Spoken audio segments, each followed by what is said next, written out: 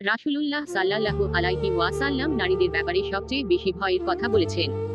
জানিয়েছেন অধিকাংশ নারী জাহান্নামী। তাই নারীদেরকে দাম্পত্য জীবনে স্বামী স্ত্রী সম্পর্ক সুন্দর ও নিরাপদ করার অনেক নসিহত পেশ করেছেন। স্বামী স্ত্রীর সম্পর্ক যত উত্তম ও মধুর হবে, দাম্পত্য জীবনে সুখ ও শান্তি তত বেশি বৃদ্ধি পাবে। কুরআন এবং হাদিসের বিবরণ থেকে জানা যায় যে উত্তম স্ত্রী হলো তারা যারা স্বামীকে যথাযথ সম্মান করে, কারণ পরস্পরের প্রতি যথাযথ সম্মানই দুনিয়া ও পরকালের সফলতা লাভের উপায়। অতঃপর স্বামীর ধন সম্পদ সংরক্ষণ করার পাশাপাশি নিজেদের সতীত্ব রক্ষায় সতর্ক থাকে। স্বামীর উপস্থিত কিংবা অনুপস্থিতিতে এ দুটি কাজ স্ত্রীর প্রধান কর্তব্য। স্বামী স্ত্রীর সম্পর্ক কতটা গাঢ় তার প্রমাণ কুরআনে কারিমে আল্লাহ তাআলা তা ঘোষণা করেন। তারা তোমাদের পোশাক স্বরূপ এবং তোমরাও তাদের পোশাক স্বরূপ। সূরা বাকারা আয়াত 187। সুতরাং স্ত্রীর উচিত স্বামীর উপস্থিত অনুপস্থিত সর্বাবস্থায় নিজের ইজ্জত আবরুর হেফাজত করা, স্বামীর আনন্দে নিজেকে সম্পৃক্ত করা। হাদিসে পাকে এসেছে, রাসূলুল্লাহ সাল্লাল্লাহু আলাইহি ওয়াসাল্লাম বলেছেন, উত্তম স্ত্রী হলো সেই যে যখন তুমি তার দিকে তাকাও তখন সে তোমাকে আনন্দিত করে, যখন তাকে আদেশ কর তখন সে আনুগত্য করে, আর যখন তুমি স্থানান্তরে যাও তখন সে তার ইজ্জত আবরু রক্ষা করে এবং সম্পদ হেফাজত করে। তাছাড়া যে স্ত্রী ইসলামী শরীয়তের হুকুম আকাম মেনে চলে, স্বামীর আনুগত্য করে, তার খেদমত করে এবং নিজের সতীত্ব রক্ষা করে, হাদিসে পাকে তার জন্য জান্নাতের সুসংবাদ দেয়া হয়েছে।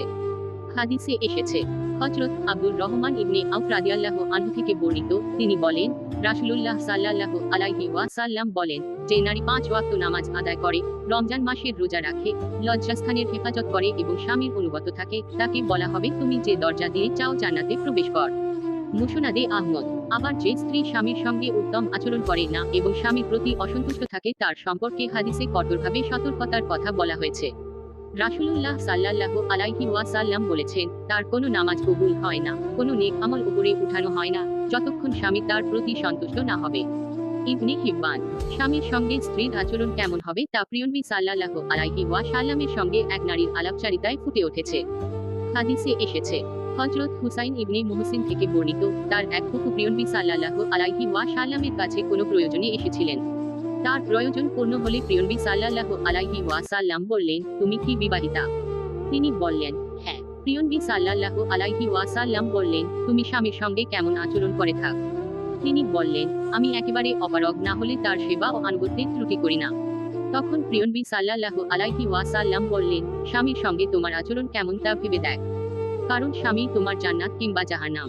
মুসনাদে আহমদ। কুরআন হাদিসের আলোকে বোঝা যায় যে স্বামী স্ত্রীর সুসম্পর্ক দাম্পত্য জীবনে সুখ শান্তি লাভে শুধু জরুরি নয়, বরং পরকালের সফলতায়ও খুবই জরুরি। তাই পরস্পরের প্রতি সম্মান বজায় রাখা জরুরি। বিশেষ করে স্বামীর উপস্থিত ও অনুপস্থিত সর্বাবস্থায় স্বামীর অধিকারগুলো রক্ষা করা স্ত্রীর জন্য আবশ্যক কর্তব্য। আল্লাহ তাআলা মুসলিম উম্মাহ সব স্বামী স্ত্রীকে কুরআন সুন্নাহ ভিত্তিক জীবন যাপন করার তৌফিক দান করুন।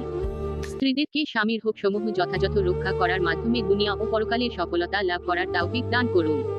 আমিন।